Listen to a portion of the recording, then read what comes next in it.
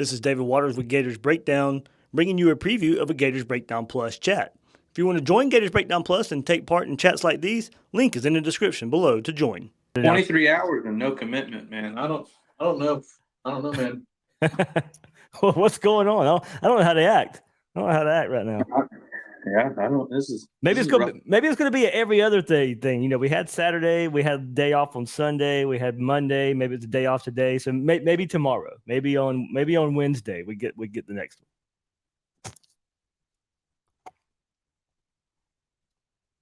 But everybody, thanks for hopping on the chat right here, Gators Breakdown Plus chat. So getting together with you guys after the flurry of commitments for the Gators in the 2024 class.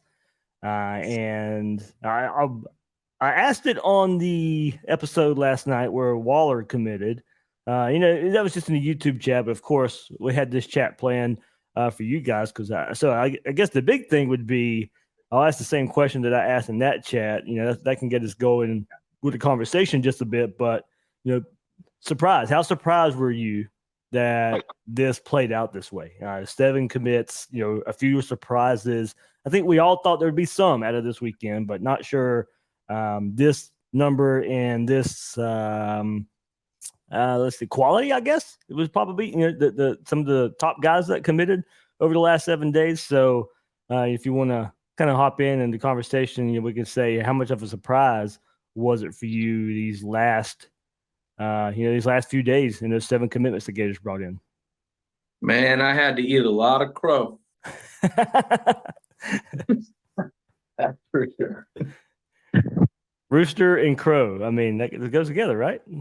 I guess so. It wasn't the match we wanted. It's the match we got. Yeah. No, I mean, staff knocked it out of the park. I mean, nothing more you can say. Yeah, absolutely. And I think part of this, I think we wanted something to hang on to. That's where I guess, I said I get where a little frustration happened, in just kind of waiting for these commitments, because I do think, look, I can admit I'm a little more patient than some out there. But if you were a little impatient, but I don't mean that in a bad term. But I still think a lot of the fan base wanted something positive to hang on to. Wanted something positive to turn towards, and make a believer at a some out there. And I think this went a long way in doing it. That at least maybe not the 23 season or anything like that, but looking forward, that there's some hope in getting this turned around. And we all know where it starts. And I just think so a lot of people out there were just waiting for something good to happen. And boy did it. So.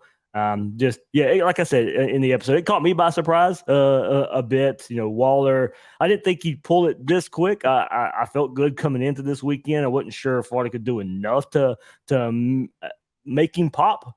And then, Childs and his commitment there at the linebacker spot. I remember I was seeing an interview where his parents were even surprised that he went ahead and pulled the trigger there. So that was, probably the 2 biggest surprises, 2 of the top guys that came into class. But man, big kudos to the staff. I think the biggest thing was what happened that morning on Saturday, right? Was you get that surprise flip and it threw everything out of whack. And I mean, then to follow it up with what they did was just, yeah, I think a lot of the conversation has been, did Napier get pissed off? And a lot of this came from that. I think that is. I think that might be some of it. I think a very small part of it. Like I said, I came into this weekend. There were some that was going to happen anyway. I think we all felt that. Now maybe, you don't really want to. I don't think you want to react like that as a coach either. I think if you're in your plan and you still want to execute your plan, does it really make a lot of sense that Billy Napier pressed for 7 commitments just because Lane Kiffin ticked him off? On the surface, that doesn't make a lot of sense to me.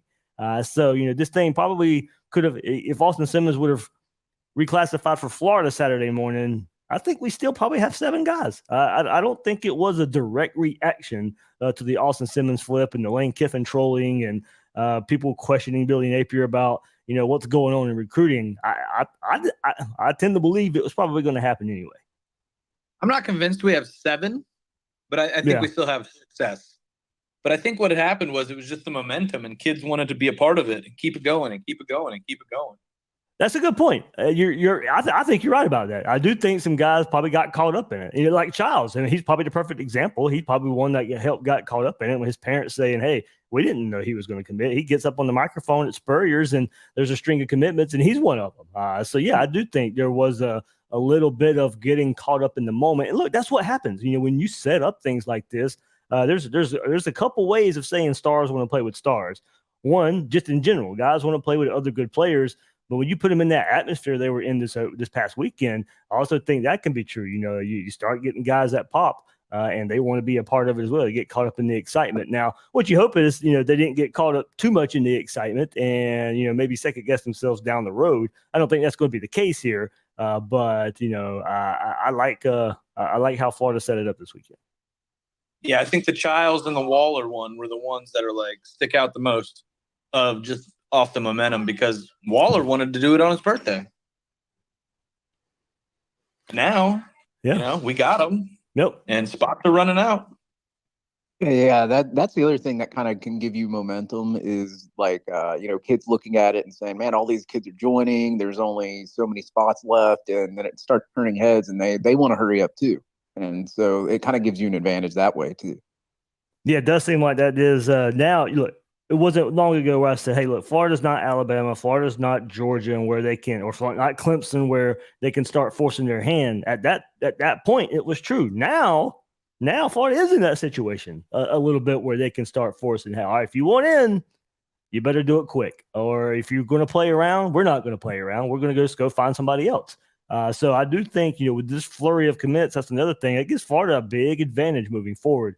With the timeline kind of being shrunk down, if guys want to commit before their senior season starting, Florida holds the cards a lot. It's been a while since we could say that in any form of imagination and talking about recruiting, where Florida holds an advantage over kids right now, and I think we're seeing it.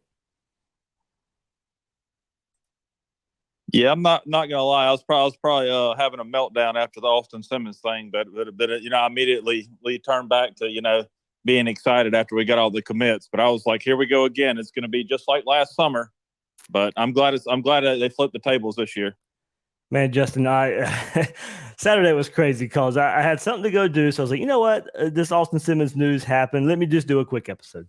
I wanted it to be I wanted it to be pure emotion. I didn't want, there wasn't, because look, for a lot of it was a surprise. I did not expect that news Saturday morning. So I was like, you know what? I'll just pure reaction episode. So that's what happens. And then literally about a minute after I stopped that recording, boom, we get the first commit. The first commit pops. We get a tight end. We get our tight end out of Georgia. That was a big one with Amir, getting him in the fold, and there was the ball rolling. But yeah, you didn't leave a lot of time to sulk, I guess, for Gator Nation, which is a good thing.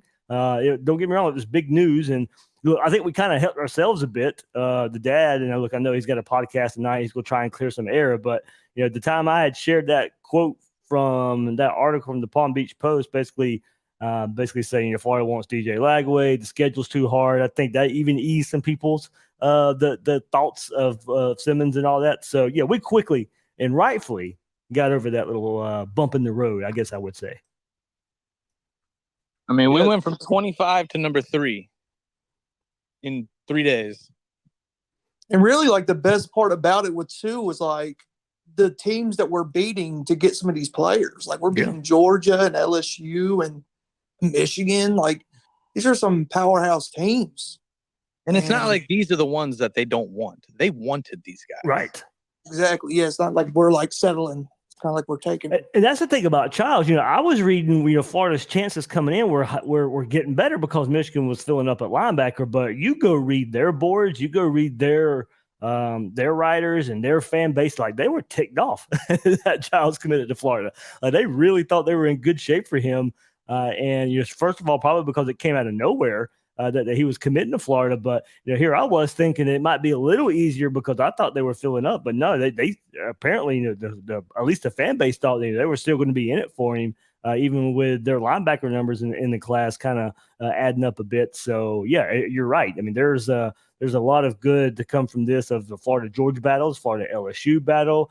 And of course, this Childs battle as well. I mean, absolutely. I think one more, check mark. I think that we can start saying is if you're going to chip away, you got to chip away at getting. Look, right now, you're not going to out recruit Georgia right now, but you need to go. In these head-to-head battles, if there's 2, 3, 4 battles that you're really, really into it for, you got to go win those battles. You got to go win some of those. So it's not going to happen overnight. This is one recruiting class, one recruiting cycle. Georgia's been doing this for over, going on 5, 6 years now of these top classes. It's not just going to change overnight. This one class isn't going to change it, but you got to start somewhere. And hopefully this is the first of a string of classes Florida can put together to close that gap.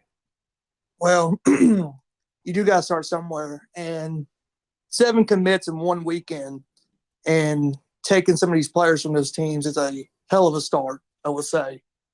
And really the Childs was the one that blew my mind because I was just in my head. I was just like, Chris Jones is probably going to be the person we're going to end up getting. And, it kind of turns to that situation where, like you're saying, we're having players like getting weighted out of spots. And that's a good feeling, honestly.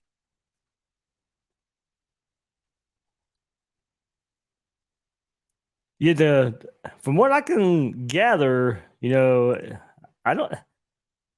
I didn't get to follow up too much with it today. It doesn't sound like the Jones thing is going to happen. I do think Florida is probably done at linebacker here. And maybe, like I said, more of a decision on their own, not necessarily Jones deciding on Georgia or anything this past weekend. I think Florida's content where they're at.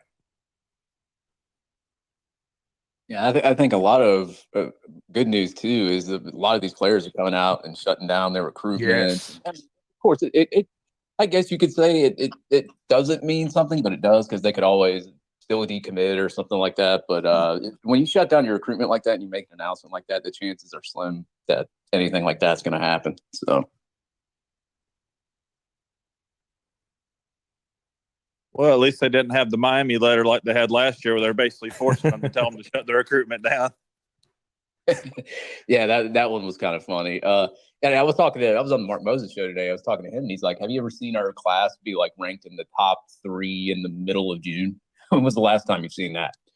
Yeah, that's a good question. I don't know the last time I would probably go back to that 2013 class I referenced yesterday of, as far as having the 6 top 100 kids, it's probably there. Even that good class McElwain had, I don't think it may have been pretty close to top. I don't remember, of course. No, I don't think we ever reached top 5 in that MAC run. Yeah, I think so. There was a run there, of course, when they're all jumping in the swimming pool.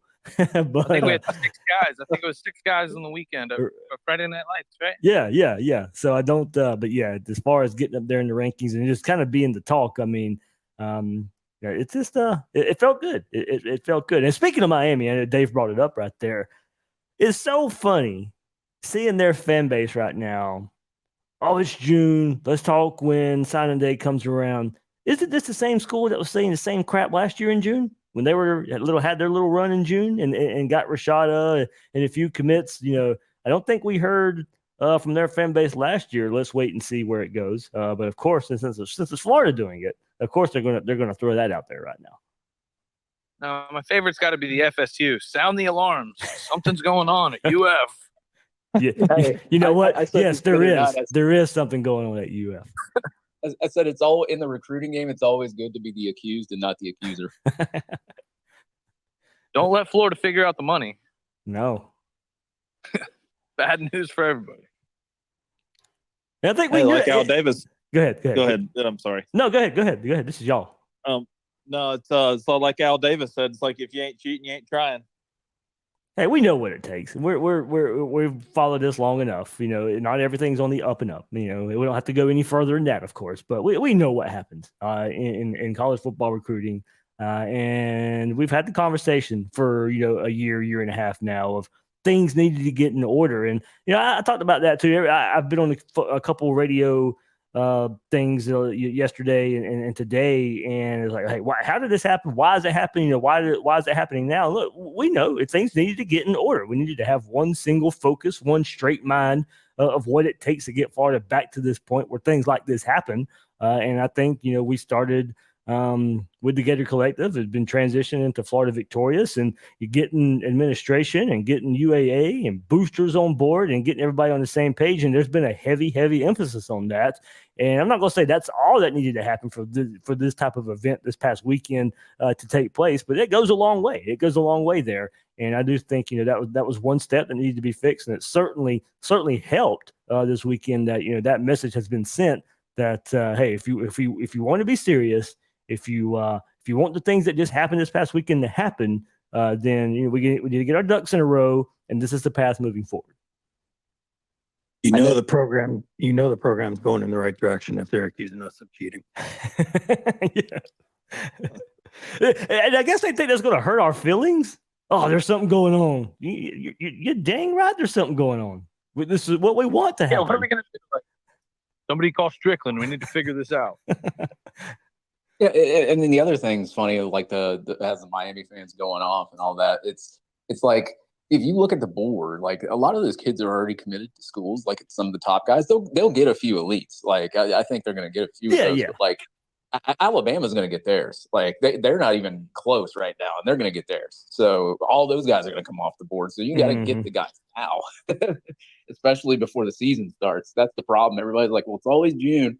So, well, you have a big dead period in July, then you got like 1 week, and then most of the season start, and then you're done almost for the most part. I mean, there'll be some kind of recruiting and commits during the season, but usually you get them all like right before the season, and then you got early signing day in December. Yeah, I do wonder when that Bama run's going to happen. I mean, it's going to happen. I just wanted to know when it happens. It's got to be soon. It's got to be, right? It's got to be soon. Yeah. No way he goes into the season without it. No. I know But Jim it's going to be interesting to watch. If we somehow find a way to win 8-9 games, what changes? Do more people want in? Shoot, I would think so.